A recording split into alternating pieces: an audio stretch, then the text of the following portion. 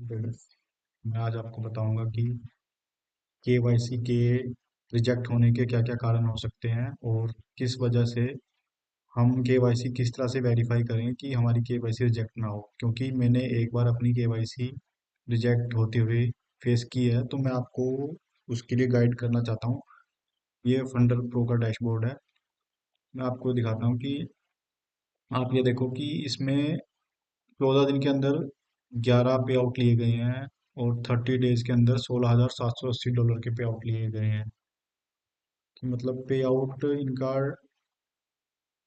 With in a minute, with in A 5 minute है। तभी ये प्रोफॉर्म मुझे अच्छी लगती है कि ये प्रोफॉर्म अच्छी है। बाकी आपको मैं दिखाता हूँ कि इनकी केवाईसी, अगर आपका किसी भी फंडर प्रो में अकाउंट ले रखा है या तो इसके अलावा आपने किसी और में अकाउंट ले रखा है, तो आप कैसे केवाईसी की करो कि आपकी केवाईसी फेल ना हो। मैं आपको बताता हूँ। मैं आपको इनका दिखाता हूँ कि इनके क्या रूल्स हैं केवाईसी करने के। ऑलमोस्ट हर एक उसमें सेम होते हैं रूल। फंडिंग अकाउंट में चाहे वो 5% हो, फंडर प्रो हो, मतलब केवाईसी करने का तरीका एक जैसा ही होता है। मैं आपको बताता हूँ। फंडिंग अकाउंट चैलेंज,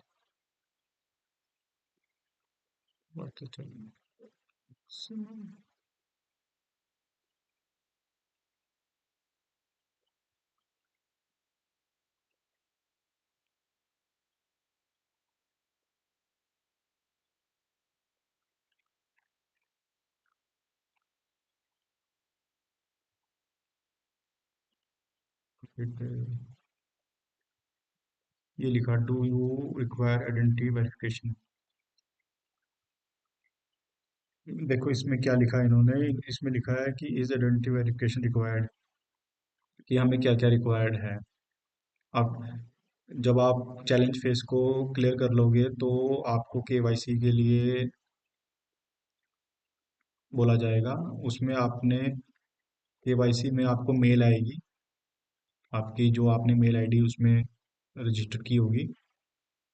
आपको केवाईसी में सबसे पहले ध्यान ये रखना है कि आपको अपनी प्रोफाइल में जाके चेक करना है कि आपने उसमें अपना नाम, एड्रेस अच्छे से मेंशन किया है, जो आपके Aadhaar card, voter ID card, licence या पासपोर्ट में सेम होना चाहिए, जो आपने अपनी प्रोफाइल में चैलेंज बाय करते समय डाला था। क्योंकि वही सेम एड्रेस आपकी किसी ना किसी गवर्नमेंट आईडी में जरूर होना चाहिए। आगे बोलते हैं कि fund complete your verification process, all the need verification is. इसमें बोला है कि वैलिड आईडी आपका उसमें आधार कार्ड हो सकता है, पासपोर्ट हो सकता है, ड्राइविंग लाइसेंस हो सकता है और वोटर कार्ड हो सकता है, जो आप केवाईसी में शो कर सकते हो उनको। और जो भी डॉक्यूमेंट आप शो करोगे वो गवर्नमेंट इशूड होना चाहिए और वैलिड होना चाहिए, वो एक्सपायरी नहीं होना चाहिए। जैसे कई बार पासपोर्ट एक्सपायरी हो जाता है, लाइसेंस एक्सपायरी हो जाता है, वो लाइसेंस वगैरह कुछ भी एक्सपायरी नहीं होना चाहिए, वो बिल्कुल वैलिड होना चाहिए जो आप केवाईसी के टाइम सबमिट करोगे। और उस पे डेट ऑफ बर्थ मेंशन होनी चाहिए। कई बार हम पुराना आधार कार्ड केवाईसी के टाइम पर अपलोड कर देते हैं, जिसमें हमारा डेट ऑफ बर्थ लिखी नहीं होती, सिर्फ सन, पैदा होने का सन मेंशन होता है कि इस सन को पैदा हुआ है। तो मतलब आपको जो न्यू से न्यू आधार कार्ड जो आपका इस टाइम अवेलेबल हो, वो या तो डाउनलोड करके उसी से केवाईसी करो, जो आपके पास बिल्कुल न्यू उस टाइम डॉक्यूमेंट हो। अगर जैसे आपका आधार कार्ड या लाइसेंस या वोटर आईडी कार्ड या पासपोर्ट फटा पुराना है, उसमें कुछ भी क्लियर नहीं दिख रहा है, आपकी फोटो साफ नहीं दिख रही है, लिखा हुआ उसमें साफ नहीं दिख रहा, आपका नाम एड्रेस सही से उसमें दिख नहीं रहा है, तो वो केवाईसी रिजेक्ट होने का कारण हो सकता है कहीं ना कहीं। आप जो भी डॉक्यूमेंट अपलोड करो वो बिल्कुल साफ सुथरा और बिल्कुल नया, जो इस टाइम अवेलेबल हो आपके पास, या तो आप नया डाउनलोड करके फिर उससे आप केवाईसी कर सकते हैं। और इनकी वो सबसे जरूरी बात ये है कि provide a photo where a document is valid for. आप जो भी डॉक्यूमेंट अपलोड करोगे केवाईसी में फोटो, उसके चारों कोने, मतलब उसके, जैसे आप आधार कार्ड अपलोड करोगे तो उसके चारों कॉर्नर फोटो में दिखने चाहिए कि हाँ, ये फिजिकल आईडी हमारी ये है।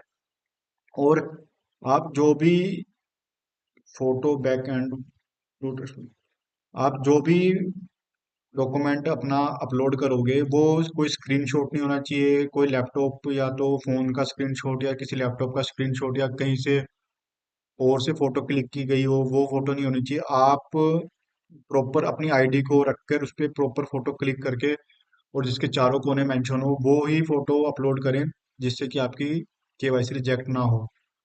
और सेंड डॉक्यूमेंट, आप नॉर्मल फोटो में वो आपको साइज बता देंगे कि कितने केबी तक का वैलिड है, तो आप उसको रिड्यूस करके इतने तक की साइज की फोटो अपलोड कर सकते हैं।